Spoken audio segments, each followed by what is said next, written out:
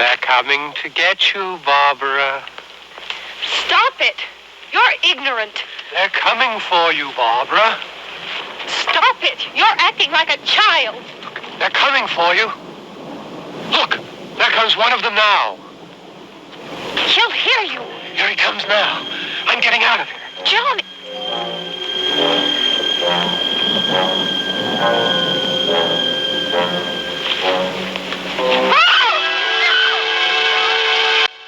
On October 1st, 1968, a film was released in Pittsburgh and it made movie history. That movie was none other than the cult classic Night of the Living Dead. This small-budget movie ended up becoming a huge success. Today, this horror movie is considered to be the king of all zombie flicks. Here are 10 facts about Night of the Living Dead that you might not know. Number 1. The original idea for the movie was an alien comedy. In early 1967, writer-director George A. Romero, writer John A. Russo, and actor Rhetty were working at their Pittsburgh-based commercial film company named Latent Image. The three decided it was time to try making a full feature film, but originally the concept was much different. Russo came up with the idea of hot-rodding alien teens who would visit Earth, meet up with teenagers, and then cause mischief with the help of a cosmic pet called the Mess. But their budget made this concept impossible, so Russo then suggested a boy who runs away from home only to discover a field of rotting corpses which were under glass. Then these aliens would eventually come and consume them. Romero latched on to the flesh-eating angle, and it was modified into what you see today. Number 2. George Romero was inspired by I Am Legend. Romero took Russo's flesh-eating concept and went to work on it immediately. He paired it with a story he'd been working on, which was very similar to Richard Matheson's apocalyptic horror named I Am Legend. Russo said that Romero returned with about 40 excellent pages, which included the opening scene in the cemetery and the arrival at the farmhouse. Russo then worked on the rest of the Night of the Living Dead, and it began to rise and live. Number 3. Duane Jones rewrote his character's dialogue. The character of Ben was originally supposed to be an angry, rough truck driver and had somewhat of a crude dialogue to go along with it. When actor Duane Jones came on board the production, he began rewriting the dialogue. Fellow actor-producer Carl Hardman, who played Harry Cooper, said that Duane upgraded his own dialogue to reflect how he felt the character should present himself. Number 4. Fake blood was cheaply done.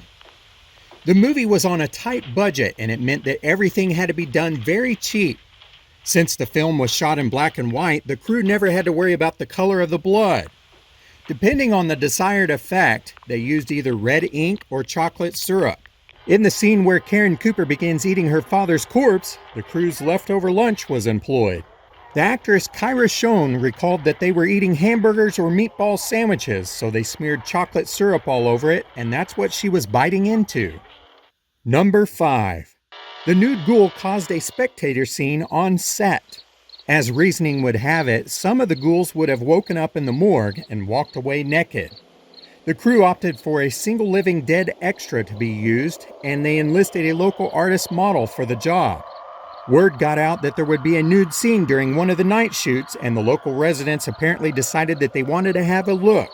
Judith Riley, who played Judy, said that Evans City found out about the nude scene, and they even had their lawn chairs set up around the edges of the property. It was funny to see the rest of the zombies trying to keep their eyes elsewhere instead of looking down at the obvious places on the nude one. Number 6. Some of the crew members accidentally set themselves on fire during the filming. To add to the realism of the zombie attack scenes, both Russo and actor Bill Hinsman, who played the iconic cemetery ghoul in the opening sequence, volunteered to be set on fire. Russo was lit on fire during the scene when the survivors are throwing makeshift Molotov cocktails at the undead. Hinsman poured lighter fluid on his suit so he could be lit during the scene where Ben wards off the ghouls with his torch. In both cases, everything went according to plan, but one fire was started by accident for the scene in which Ben sets a chair on fire to distract the ghouls. Crew member Gary Striner volunteered to coat the prop with gasoline, and the first take went fine, but the second take was more trouble when he added more gasoline. It instantly lit the container on fire, and when he jumped back, he realized that he was on fire as well. Hinsman came to the rescue and extinguished the flame before Striner was seriously hurt. Number 7. George Romero and John Russo both made cameos. Both of the co-creators can be seen in the film. Russ played one of the ghouls who managed to get inside of the farmhouse only to be struck with a tire iron. Romero can be seen in the Washington, D.C. sequence as a reporter. Number 8. Dwayne Jones fought against an alternative ending that would have saved Ben. One of the film's most famous elements is its grim ending. Ben survived the night and is shot by the sheriff's zombie hunting posse and is thrown into the fire. At one point, a happier ending for the film was considered, but Jones fought against that and won. I convinced George that a black community would rather see me dead than saved after all that had gone on in a corny and symbolically confusing way, Jones said. The heroes never die in American movies, and the jolt of that, combined with the jolt of the hero being black, seemed like it would knock anyone down, dead or living. Number 9. Night of the Living Dead is in public domain because of an error in the credits. Night of the Living Dead might be the most famous public domain movie of all time, but it was never intended to be. The Walter Reed organization, which distributed the film, wanted to release it under the title Night of the Flesh Eaters. But lawyers representing the makers of the 1964's The Flesh Eaters threatened a lawsuit, so the title was changed to Night of the Living Dead. When the title changed, copyright notices were not added to the opening titles or the end credits. Though the filmmakers have fought it in federal court, the film is still in public domain. Number 10. The Night of the Living Dead's creators sanctioned both a remake and a revision of the original, but neither film was well received.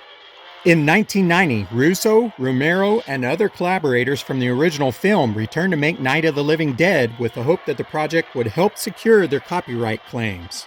Russo produced the project, Romero revised the original script, and a new director was brought in by the name of Tom Savini.